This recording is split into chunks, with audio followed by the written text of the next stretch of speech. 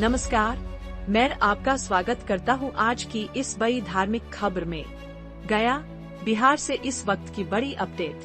भगवान श्रीनाथ जी एवं अष्टसखी स्थापना की प्रथम वर्षगांठ पर श्रीमद् भागवत कथा और 8 दिवसीय दिव्य धार्मिक महोत्सव का भव्य शुभारंभ हो गया है।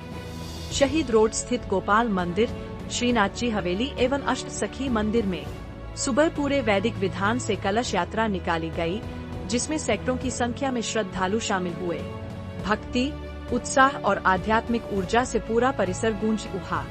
इस पावन आयोजन की शुरुआत मंदिर निर्माता एवं संचालक अमित प्रकाश भूप ने की।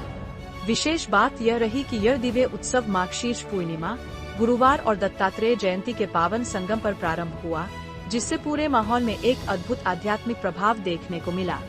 4 दिसंबर से 11 दिसंबर तक चलने वाले इस 8 दिवसीय उत्सव में श्रीमद् भागवत कथा, श्री अष्टसखी महोत्सव, कीर्तन, भजन और विविध धार्मिक अनुष्ठान मुख्य आकर्षण रहेंगे। श्रद्धालुओं का कहना है कि श्रीनाथ जी की कृपा और अष्टसखी का आशीर्वाद पूरे गया शहर में एक खास आध्यात्मिक वातावरण बना रहा है। कथा स्थल पर भक्तिभाव, प्रेमरस और आध्यात्मिक उल्लास का अद्भुत संगम देखने को मिल रहा है। अभी तक जो दृश्य सामने आए हैं, मंदिर परिसर देवभाव से पूर्ण, श्रद्धालुओं में उत्साह और शहर में भक्तिमय माहौल, सब मिलकर इस उत्सव को गया के सबसे भव्य धार्मिक आयोजनों में शामिल कर रहे हैं। गया से यह थी एक विशेष रिपोर्ट।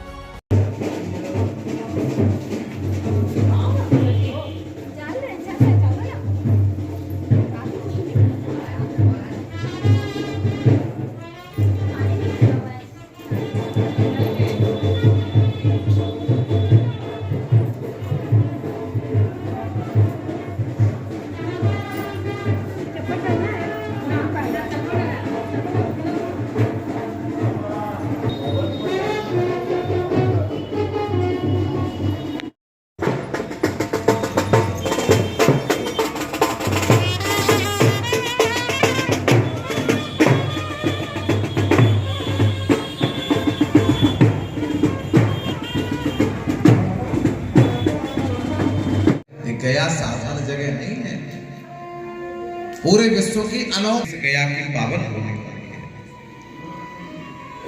पूरे विश्व ब्रह्मांड में देवताओं को भी अगर भगवान विष्णु के चरण का स्पर्श करना है तो इस गया की भूमि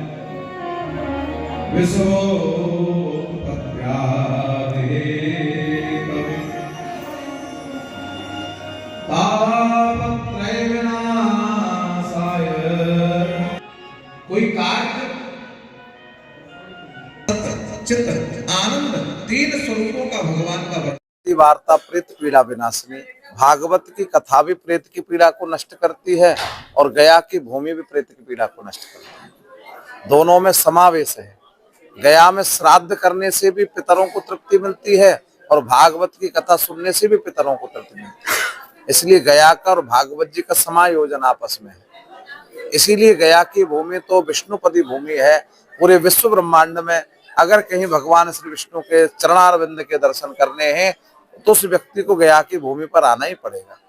और गया की भूमि के लिए कहा है शास्त्र में कि बहुवो पुत्राहा, बहुत पुत्र क्यों होने चाहिए, क्योंकि शास्त्र कहता है उन बहुत पुत्रों में से एक पुत्र ऐसा जन्म लेगा जो गया में जाकर के मेरा श्राद्ध करेगा, मेरा तर्पण करेगा, मेरे लिए तुलसी अर्पण करेगा। इसलिए गया की महिमा बड़ी पावन और पवित्र है। ये गया की भूमि ऐसी है जहाँ गयासुर के ऊपर भगवान श्री विष्णु ने अपने चरणारविंद का प्रहार किया और गयासुर इस गया की भूमि के नीचे आज भी विद्यमान है और उसके ऊपर भगवान श्री विष्णु का चरणारविंद विद्यमान है। वो दरअसल भगवान की ऐसी लीला थी कि इस मृत्यु लोक को, क्योंकि देवता मृत्यु लोक पर चरण नहीं रख सकते, ऐसा नियम है, तो मृत्यु लोक पर नहीं रख सकते, तो मृत्यु लोक को भी दर्शन प्राप्त हो जाए और मेरा भी नियम रह जाए, तो भगवान ने मृत्यु लोक पर न रख के गयासुर के शरीर पर अपना चरणारविंद रखा। इसलिए गया की भूमि पवित्र है, पावन है, दिव्य है। श्रीनाथ जी की हवेली यहाँ बनाई गई। देखिए, अष्ट सखी और अष्ट सखा भगवान में के ब्रज में अष्ट सखी राधा रानी के, जो राधा रानी को लाड़ लड़ाती हैं।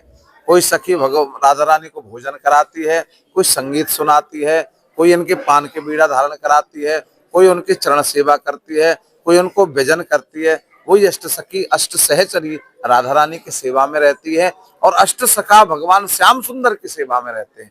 गाय चराने जाते हैं मधुमंगल श्री रामा तो सुबल सुबाहु आदि अष्ट सखा, ललता विशाखा चंपकलका सुदेवी रंग देवी अष्ट सखी और अष्ट सखाओं का समावेश है।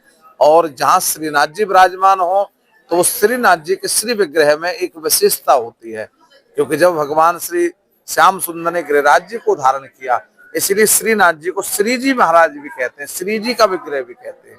श्री प्राप्त कराने वाले और ब्रजवासियों की रक्षा करने वाले, पूरे ब्रह्मांड की रक्षा करने वाले स्वरूप में भगवान साक्षात श्री कृष्ण विराजमान है, तो वो श्रीनाथ जी का स्वरूप है। और आपके यहाँ गया की भूमि में श्रीनाथ जी का पदार्पण हुआ, श्रीनाथ जी स्वयं चल करके आए। और श्रीनाथ जी क्योंकि बिना ब्रजवासी के नहीं रह सकते, श्रीनाथ जी को ब्रजवासी चाहिए, इसलिए ब्रजवासियों के द्वारा ये उत्सव मनवा रहे हैं। आपकी गया की पवित्र भूमि है और बहुत बहुत बधाई के पात्र हैं इस गोपाल मंदिर के संयोजक हमारे अमित भूप जी, जिन्होंने श्रीनाथ जी का विग्रह स्थापित करके गया की भूमि को ब्रज की भूमि बना दिया। गया की भूमि में भी भगवान विष्णु का चरणारविंद है और ब्रज की भूमि में भी भगवान कृष्ण का चरणारविंद है, इसीलिए दोनों भूमियों का महत्व अपने आप में एक दूसरे को आनंदित करता है और एक दूसरे को आनंद की प्राप्ति। तो आने वाले समय में कह सकते हैं कि ये भी एक धार्मिक केंद्र और आध्यात्मिक का एक बहुत बड़ा हाँ, ये बिल्कुल जहाँ भगवान विष्णु का चरणारविंद है तो विष्णु ही शिव है, श्री कृष्ण है और कृष्ण ही विष्णु है, क्योंकि नारायण से ही समस्त सृष्टि उत्पन्न हुई है, तो यहाँ उनका चरणारविंद है। और जब उनका चरणारविंद है तो श्रीनाथ जी के रूप में भगवान विष्णु स्वयं प्रकट हो गए। तो आप तो ये समझे कि भगवान विष्णु का चरणारविंद भी प्रकट हो गया और उनके साक्षात दर्शन भी श्रीनाथ जी के रूप में प्रकट हो गए, तो दोहरा पुण्य प्राप्त हो गया। चरण के दर्शन प्राप्त करने हैं तो विष्णुपदी पे जाओ और साक्षात भगवान के श्रीनाथ जी के दर्शन प्राप्त करने तो गोपाल जी मंदिर। ये दोनों काम क्या संदेश देना चाहेंगे कि मैं लोगों को संदेश देना चाहूंगा कि गया की पावन धरा है, जहां भगवान विष्णु ने असुरों का संहार करने के लिए, गयासुर को, देवताओं को मुक्त करने के लिए, सनातन की रक्षा के लिए या चरणारविंद का दर्शन कराया है। तो हमें सनातन की रक्षा के लिए संगठित होकर के, एकजुट होकर के समस्त सनातनियों को अपने आराध्य की आराधना करते हुए अपने धर्म की रक्षा करनी चाहिए। मैं सनातन की धर्म की रक्षा का संदेश देना चाहता हूँ। अपने धर्म पर रहो, अपने धर्म की पूजा करो, अपने धर्म का मान बढ़ाओ और अपने धर्म पर लड़ते हुए भले हमारे प्राण निकल जाएं तो हम धर्म को न छोड़ें। धर्म रक्षते रक्षता, तो वो धर्म आपकी रक्षा करेगा। इसलिए सनातन की जय जयकार होनी चाहिए।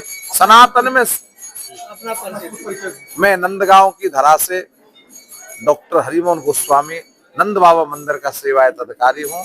भगवान की कथा करने का मुझे सौभाग्य प्राप्त हुआ और भगवान ने मुझे देश विदेशों में कथा कहने का अवसर प्राप्त कराया।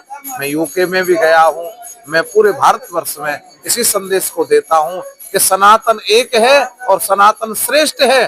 सनातन के नाम पर हम सभी को एक रहना चाहिए और एक होकर के सनातन की सेवा करनी चाहिए। और किसको बाकी